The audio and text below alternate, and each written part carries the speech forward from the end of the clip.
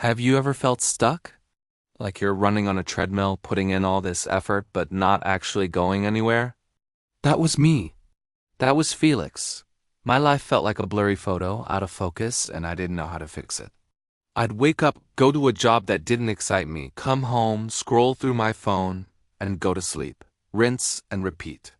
I saw friends, posting their exciting lives online. New promotions, exotic vacations, happy relationships. And me, I was just there, existing, not living. Every New Year's, I'd make these huge resolutions. I'm going to get in the best shape of my life. I'm going to write a book. I'm going to learn a new language. By February, those grand plans were just a distant, embarrassing memory. The gym card gathered dust, the notebook stayed empty, and the language app sent notifications I'd just swipe away.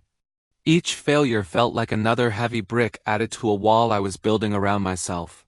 I felt like a total failure, and honestly, I was starting to believe it. One evening, buried under my blanket, doom scrolling, I stumbled upon this simple idea. Get 1% better every day. 1%. It sounded so insignificant, almost silly.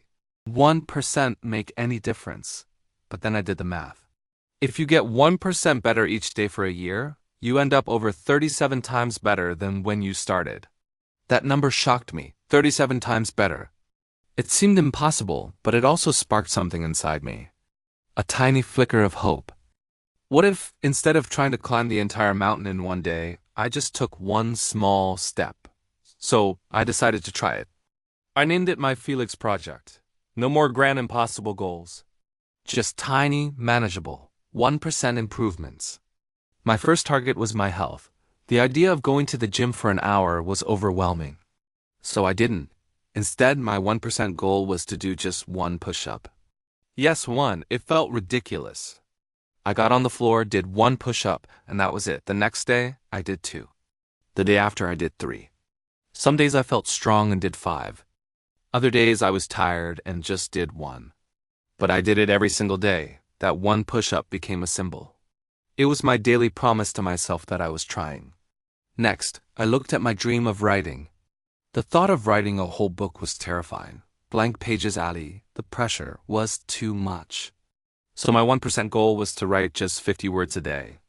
Sometimes it was a random thought, sometimes a description of my coffee, sometimes just nonsense. But I wrote 50 words.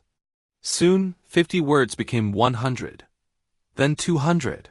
It wasn't about writing a masterpiece. It was about building the habit of writing. It was about showing up for myself, even for just 5 minutes. I was laying one brick at a time, building a foundation instead of trying to magically produce a castle overnight. The magic of the 1% rule Jianpan, the keyboard, is that it bypasses your brain's resistance to change. When you set a huge goal, your brain goes into panic mode. That's too hard, you'll fail. Don't even bother. But when the goal is as small as one push-up or writing 50 words, your brain just goes, oh, okay, we can do that. It's no big deal. You trick yourself into starting. And starting is the hardest part. The momentum you build from these tiny wins is incredible. Each small success fuels the next one. That one push-up proved I could keep a promise to myself. That gave me the confidence to write 50 words.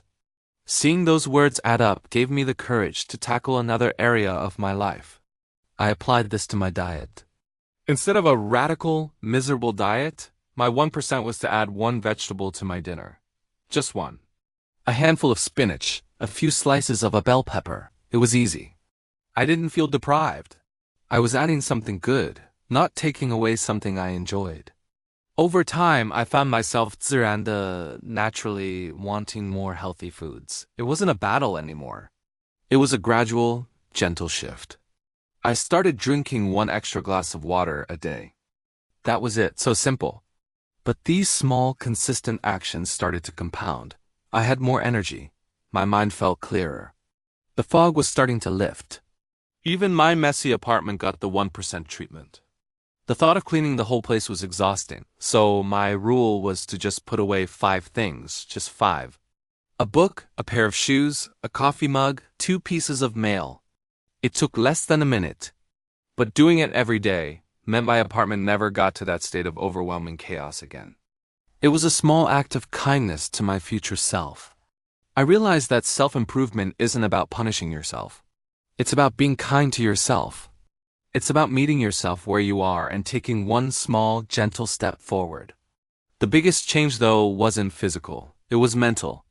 Before, I was my own worst critic. My inner voice was constantly telling me I wasn't good enough. With my 1% journey, that voice started to change. Every time I completed a tiny goal, it was a little victory.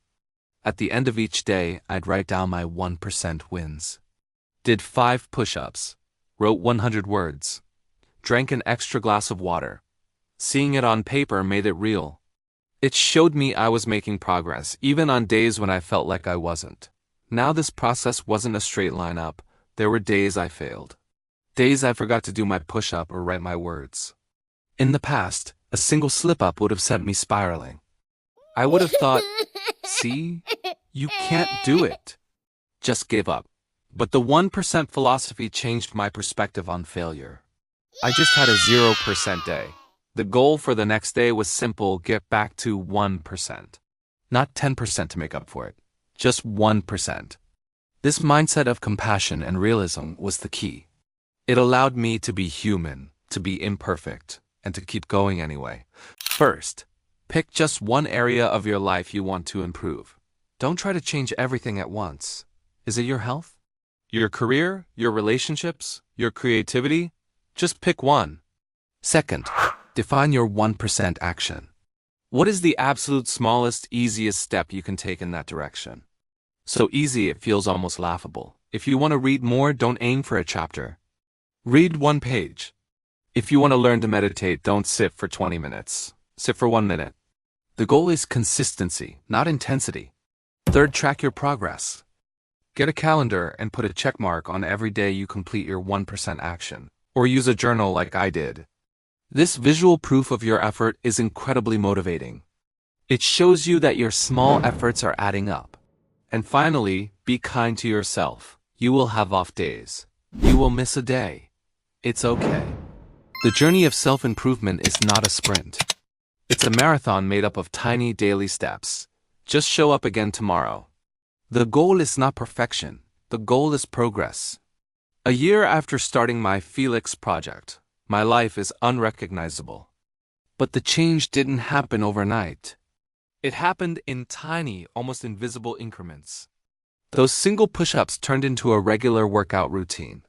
Those 50 words a day have turned into tens of thousands of words, the first draft of a story I'm actually proud of.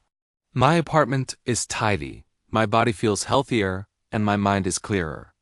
I'm not 37 times better in every single way, but I am fundamentally a happier, more confident, and more capable person. I'm no longer just existing. I'm living. I'm building a life I'm proud of, 1 tiny percent at a time. If you feel stuck, overwhelmed, or discouraged, I want you to try this. Don't try to change your whole life tomorrow. Just focus on today. What is one small, tiny 1% thing you can do to be better than you were yesterday? Maybe it's stepping outside for 5 minutes of fresh air. Maybe it's sending 1 text to a friend you miss. Maybe it's putting 1 dish in the dishwasher. Whatever it is, do it, and then do it again tomorrow. You have projettos, projects, and dreams inside you. They don't need a miracle. They just need you to start. 1% at a time. You can do this. Thanks for listening to my story. If this resonated with you, let me know in the comments what your first 1% goal is going to be. I'd love to hear it. Don't forget to like and subscribe for more stories and tips on living a better life. See you next time.